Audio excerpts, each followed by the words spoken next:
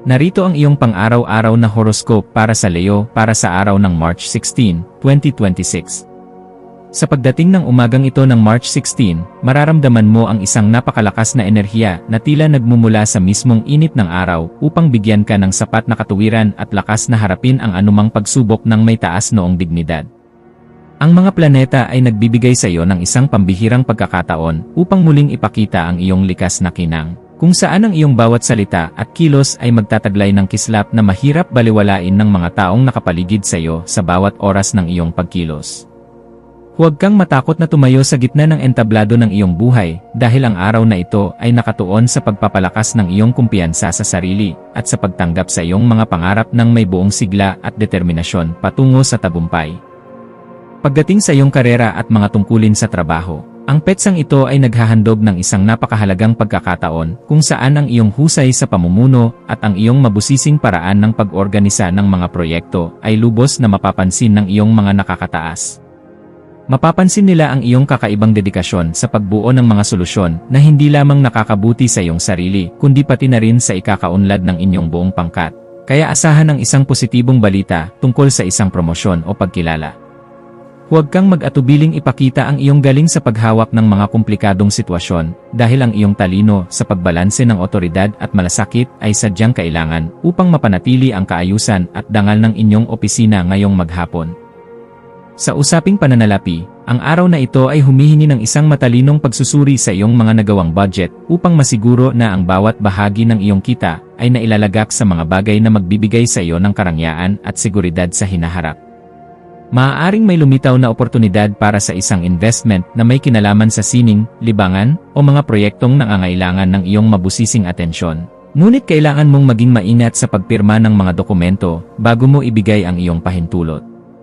Ang pagiging masinop sa iyong mga barya at ang paglalaan ng sapat na halaga para sa iyong mga personal na pangarap ay magbibigay sa iyo ng ganap na kagaanan sa loob ng iyong puso at katiyakan na ang iyong pinansyal na kalagayan ay mananatiling matatag sa bawat sandali.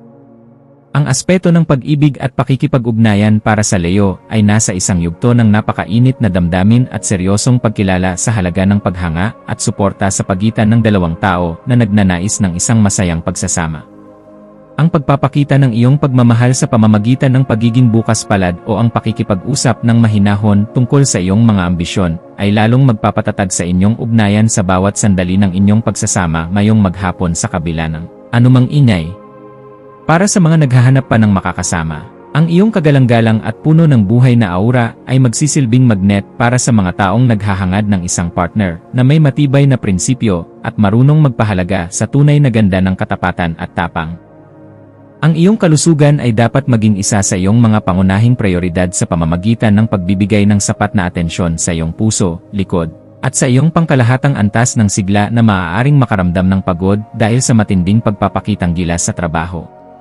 Ang iyong katawan ay humihiling ng sapat na pahinga at pagkain ng mga pagkaing nagbibigay ng tamang enerhiya upang mapangalagaan ang iyong lakas habang tinatapos mo ang iyong mga mabusising obligasyon ng may sapat na katuwiran at sigla sa bawat kilos. Ang pagsasagawa ng mga ehersisyong nagpapatibay sa iyong postura o ang simpleng paglalaro sa ilalim ng araw ay makakatulong upang mailabas ang mga negatibong vibes at mapalitan ito ng sariwang inspirasyon na magpapabuti sa iyong pangkalahatang pakiramdam at kaisipan. Sa iyong pakikipagkapwa-tao, ang iyong papel bilang isang matalinong gabay at mapagkakatiwalaang kaibigan ay magiging sentro ng atensyon, lalo na sa mga taong nangangailangan ng iyong mabusising pananaw upang maayos ang kanilang mga personal na suliranin sa buhay. May isang kaibigan o malapit na kasama na maaaring lumapit sa iyo upang humingi ng payo tungkol sa kung paano magiging mas matatag sa pagharap sa mga kritisismo, at ang iyong mga salita ay magsisilbing gabay na mahalaga sa kanila.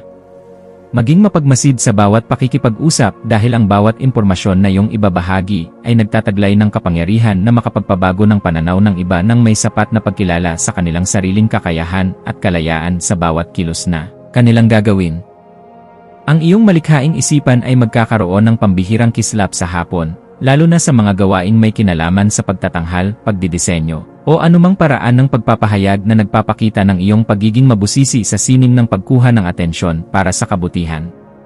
Huwag mong limitahan ang iyong sarili sa mga karaniwang pamamaraan lamang, bagkus ay subukan ang mga makabagong estilo na magpapakita ng iyong galing habang pinapanatili ang kalidad at dangal ng iyong mga gawa para sa iyong sariling kaganapan. Ang pagbuo ng isang bagay na may layuning magbigay ng kalinawan at saya sa pakiramdam ng marami sa pamamagitan ng iyong mga natatanging talento ay nagbibigay sa iyo ng ganap na kagalakan na sadyang napakahalaga para sa iyong asenso. Para sa pamilya, asahan ang isang kaganapan sa loob ng tahanan na mangangailangan ng iyong pagiging mahinahon upang maging maayos ang takbo ng inyong samahan sa kabila ng mga posibleng maliliit na usapin tungkol sa inyong mga pamantayan o tradisyon.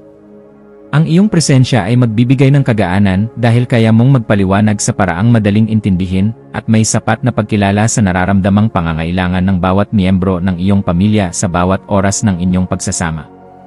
Maging mapagpatawad sa mga pagkukulang ng iyong mga mahal sa buhay at maging isang gabay na laging handang tumulong sa pag-aayos ng anumang aberya, dahil ang matatag na pundasyon sa loob ng tahanan ang tunay mong sandigan sa bawat hamon. Ang iyong intuwisyon ay magsisilbing isang matalas na kumpas sa pagpapasya tungkol sa isang bagong oportunidad na may kinalaman sa iyong personal na paglago o sa pagpapaganda ng iyong sariling kasanayan sa pakikipag-ugnayan sa mga taong may mataas na pinag-aralan. Kung may nararamdamang udyok na ayusin ang iyong mga kagamitan sa trabaho o bumili ng mga kagamitang magdadala ng higit na ningning sa iyong paligid, gawin ito ngayon dahil ang daloy ng enerhiya ay pabor sa mga gawaing nagdadala ng bagong simula. Ang iyong panloob na boses ay malakas na nagpapaalala na handa ka na para sa isang mas mataas na antas ng kaganapan sa iyong pagkatao. Kaya pakinggan ito at huwag hayaang ang mga alinlangan ay humadlang sa iyong asenso. Sa aspeto ng edukasyon at pagkuha ng karunungan, ang iyong isipan ay magiging kasing talas ng isang kidlat na handang unawain ang bawat komplikadong impormasyon upang mahanap ang pinakaugat ng katotohanan sa iyong mga pinag-aralan ngayong araw na ito. Gamitin ang panahong ito upang magbasa ng mga materyales na magpapalawak ng iyong pangunawa sa mga usaping may kinalaman sa pamamahala, sining, o sa mga paraan ng wastong pamumuhay dahil ang mga ito ay sadyang makakatulong sa pagpapabuti ng iyong disposisyon. Ang bawat impormasyon na iyong matututunan ay magsisilbing hiyas sa iyong isipan, kaya huwag kang titigil sa paghahanap ng liwanag hanggang sa marating mo ang ganap na kalinawan na iyong matagal nang hinahanap para sa iyong seguridad. Iwasan ang pagiging masyadong mapagmataas o ang pagbaliwala sa mga opinyon ng ibang tao dahil lamang sa iyong pagnanais na maging tama sa lahat ng oras para sa iyong sariling kapayapaan at katahimikan sa bawat kilos. Ang pagpapanatili ng isang balanse sa pagitan ng iyong pagiging mabusisi sa iyong mga mitiin at ng iyong pagiging mahinahon sa pakikitungo sa iba ay isang kasanayan na dapat mong pagtuunan ng pansin ngayong araw upang mas lalo kang irespeto. Ang pagpili sa kung ano ang nakakabuti sa iyong pangmatagalang mitiin nang hindi isinasakripisyo ang iyong mga prinsipyo ay magbibigay sa iyo ng mas mabilis na resulta at mas malalim na kagalakan sa bawat sandali ng iyong pakikipagsapalaran.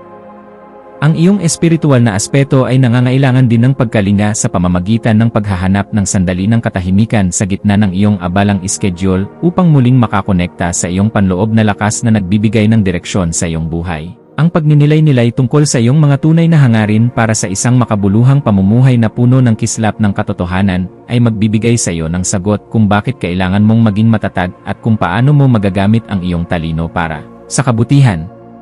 Ang pagpapasalamat sa bawat biyaya, maliit man o malaki, na iyong natatanggap ay magbubukas ng pinto para sa mas marami pang milagro, kaya panatilihin ang iyong integridad at ang iyong pagiging marangal sa lahat ng pagkakataon na ibinibigay sa iyo. Maging mapagmasid sa mga dokumento, email, o mga mensaheng iyong matatanggap ngayong hapon, lalo na ang mga may kinalaman sa iyong mga personal na proyekto, kontrata sa trabaho, o mga usapin na may kinalaman sa iyong mga ari-arian, at siguraduhin na naintindihan mo ang bawat detalye. Ang paghingi ng payo sa mga taong may sapat na karanasan sa iyong larangan o sa iyong mga mentor ay isang matalinong hakbang na dapat mong gawin upang maprotektahan ang iyong mga interes at ang iyong pinaghirapan sa loob ng mahabang panahon. Ang pag-iingat sa ganitong mga usapin ay magbibigay sa iyo ng kapanatagan na ang iyong mga hakbang ay nasa loob ng katuwiran at hindi ka malalagay sa alanganin dahil lamang sa kakulangan sa mabusising pagsusuri. Sa pagdating ng gabi, maglaan ng oras upang ayusin ang iyong kapaligiran at ang iyong isip sa pamamagitan ng paggawa ng mga bagay na nagpapakalma sa iyong sistema gaya ng pagliligpit ng iyong mga kagamitan o ang pag-aayos ng iyong kwarto para sa isang mahimbing na pahinga. Ang kaayusan sa iyong kapaligiran ay direktang nakakaapekto sa iyong pakiramdam. Kaya ang pagliligpit ng iyong mga kagamitan at ang pag-aayos ng iyong paligid ay makakatulong upang maalis ang mga tensyon sa iyong isipan na dulot ng sobrang pagpapakapagod sa maghapon. Ang pagpapasalamat sa bawat tagumpay na iyong nakamit sa araw na ito ay magpapanatili sa iyong positibong disposisyon na siyang magsisilbing magnet para sa mas magagandang balita na darating sa iyong pintuan bukas para sa iyong patuloy na ikaunlad.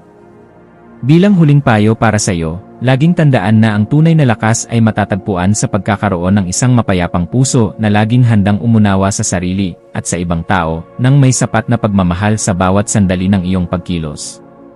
Manatiling nakatutok sa iyong sariling landas habang nagpapakita ng malasakit sa mga taong nasa paligid mo, dahil ang kaganapan ng iyong pagkatao ay matatagpuan sa pagbabahagi ng iyong liwanag ng may dangal sa lahat ng pagkakataon na ibinibigay sa iyo.